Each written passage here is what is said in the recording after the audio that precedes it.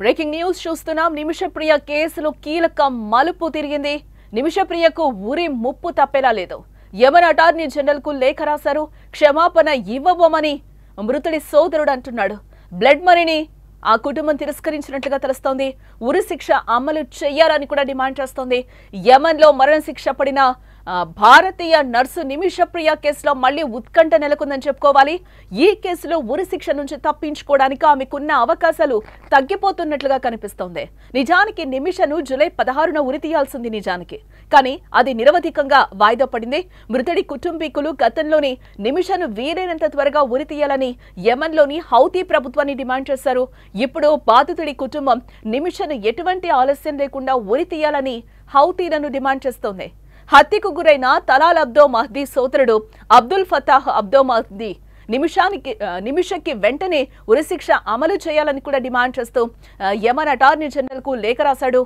Talal సోదరుడు Abdul Yemen attorney general judge Abdul Salam అల్హుతీకి రాసిన లేఖలో నిమిషప్రియకు ఎలాంటి క్షమాపణ ఇవ్వబోమని, బ్లడ్ మనీకి కూడా తీసుకోబోమని కూడా ఆయన స్పష్టంగా చెప్తున్నాడు. ఈ నేరానికి కిసాస్ అంటే ప్రతీకార శిక్షే సరైందని కూడా ఆయన డిమాండ్ చేస్తున్నాడు. ఈ లేఖతో నిమిషప్రియ ఉరిశిక్ష ముప్పు మళ్లీ తెరపైకొచ్చినట్లుగా మనకి ఇక్కడ కనిపిస్తోంది. అయితే భారత ప్రభుత్వం మాత్రం నిమిషప్రియ ఇంటర్నేషనల్ యాక్షన్ కౌన్సిల్ బృందాన్ని యమన్ కు వెళ్లడానికి అనుమతించలేదు. దీనికి భారత ప్రభుత్వం తీవ్రమైన భద్రతా కారణాలను పేర్కొంది. అయితే ఇటీవల సుప్రీంకోర్టు ఈ బృందానికి క్షమాపణ కోసం బాధితుడి కుటుంబంతో చర్చలు జరపడానికి కూడా అనుమతి ఇచ్చింది. అలాంటి చర్చల కోసం ఒకరు యమన్ కు వెళ్లాలి. దీనికోసం విదేశాంగ మంత్రిత్వ శాఖ ఆమోదం అవసరం. అయితే భారత పౌరులు యమన్ కు వెళ్లకుండా నిషేధం విధించింది. దీనికి భారత విదేశాంగ మంత్రిత్వ శాఖ యమన్ లో ప్రమాదకరమైన భద్రతా పరిస్థితిని ప్రస్తావించింది. యమన్ లోని హౌతీలతో భారతదేశానికి అధికారిక దౌత్య సంబంధాలైతే లేవు. గతంలో సనాలో భారత రాయబార కార్యాలయం ఉండేది, కానీ ఇప్పుడు భద్రతా కారణాల దృష్ట్యా దానిని సౌదీ అరేబియాకు మార్చారు.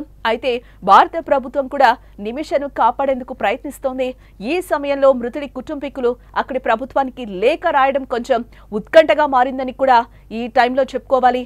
కేరళలోని పాలక్కడకు చెందిన నిమిషప్రియ 2008లో యమన్ కు వెళ్లి ప్రభుత్వ ఆసుపత్రిలో నర్సుగా పనిచేసిన విషయం మనకు తెలిసిందే. ఆ తర్వాత మెరుగైన ఆదాయం కోసం తలాల్ అబ్దో మహ్దీతో కలిసి ఒక ప్రైవేట్ క్లినిక్ అయితే ప్రారంభించారు. నిమిష న్యాయవాదుల కథనం ప్రకారం చూస్తే తలాల్ ఆమెను మానసికంగా శారీరకంగా వేధించడంతో పాటు ఆమె పాస్పోర్ట్ ను కూడా లాక్కున్నట్లుగా మనకి తెలుస్తోంది. ఈ బంధనాల నుంచి తప్పించుకునే ప్రయత్నంలోనే నిమిష అతనికి మత్తుమంది ఇవ్వగా అది అధిక మోతాదు కావడంతోనే అతను మృతి చెందాడు. అనంతరం తలాల్ శరీర భాగాలు ఒక వాటర్ ట్యాంక్ లో అయితే లభ్యమయ్యాయి. ఈ కేసులో కోర్టు నిమిషకు మరణశిక్ష విధించింది. ఆమె ఉరిశిక్షను 2025 జూలై 16న అమలు చేయాలని ముందుగా నిర్ణయించినా కూడా యమన్ అధికారులు దాన్ని వాయిదా వేశారు. అయితే తాజాగా తలాల్ సోదరుడు రాసిన లేఖతో నిమిష భవిష్యత్తు మళ్లీ ప్రశ్నార్థకంగా ప్రమాదంలో పడే అవకాశాలు కనిపిస్తున్నాయి.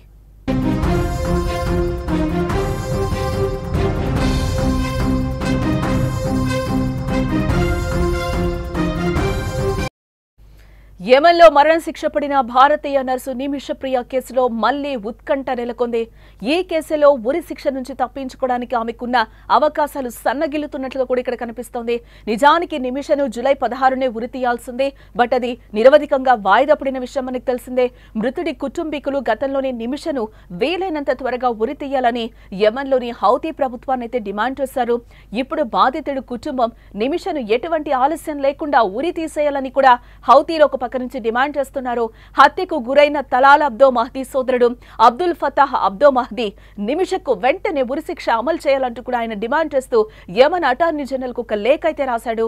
తలాల్ సోదరుడు Abdul attorney general judge Abdul Salam అల్హుతీకి రాసిన లేఖలో నిమిషప్రియకి ఎలాంటి క్షమాపణ ఇవ్వబోము, బ్లడ్ మనీ కూడా తీసుకోమంటూ కూడా ఆయన స్పష్టంగా లేఖలో చెప్తున్నాడు. ఈ నేరానికి కిసాస్ అంటే ప్రతీకార శిక్ష సరైందంటూ కూడా ఆ కుటుంబం డిమాండ్ చేస్తోంది. ఈ లేఖతో నిమిషప్రియకు ఉరి శిక్ష ముప్పు మళ్లీ తెరపైకొచ్చినట్లుగా ఇక్కడ మనకి కనిపిస్తోంది. అయితే భారత ప్రభుత్వం నిమిషప్రియ ఇంటర్నేషనల్ యాక్షన్ కౌన్సిల్ బృందాన్నైతే యమన్ కు వెళ్లడానికి అనుమతించలేదు. దీనికి భారత ప్రభుత్వం తీవ్రమైన భద్రతా కారణాలైతే చెప్తోంది. అయితే ఇటీవల సుప్రీంకోర్టు ఈ బృందానికి క్షమాపణ కోసం బాధితుడి కుటుంబంతో చర్చలు జరపడానికి అనుమతి ఇచ్చింది. అలాంటి చర్చల కోసం ఒకరు యమన్ కు వెళ్లాలి.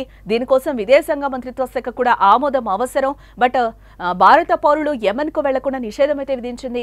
దీనికి భారత విదేశాంగ మంత్రిత్వ శాఖ యెమెన్లో ప్రమాదకరమైన భద్రతా పరిస్థితులు అయితే ప్రస్తావించడం జరిగింది. యెమెన్లోని హౌతీలతో భారతదేశానికి అధికారిక దౌత్య సంబంధాలైతే లేవు. గతంలో సనాలో భారత రాయబార కార్యాలయం ఉండేది. బట్ ఇప్పుడు భద్రతా కారణాల దృష్ట్యా దాన్ని సౌదీ అరేబియాకైతే మార్చేశారని చెప్తున్నారు. అయితే భారత ప్రభుత్వం కూడా నిమిషను కాపాడేందుకైతే ప్రయత్నిస్తుంది. ప్రస్తుతం ఇప్పటివరకు కూడా ఈ సమయంలో మృతుడి కుటుంబీకులు అక్కడి ప్రభుత్వానికి లేఖ రాయడం కొంచెం ఇప్పుడు ఉత్కంఠగా మారిందని కూడా ఇక్కడ మనం చెప్పుకోవాలి.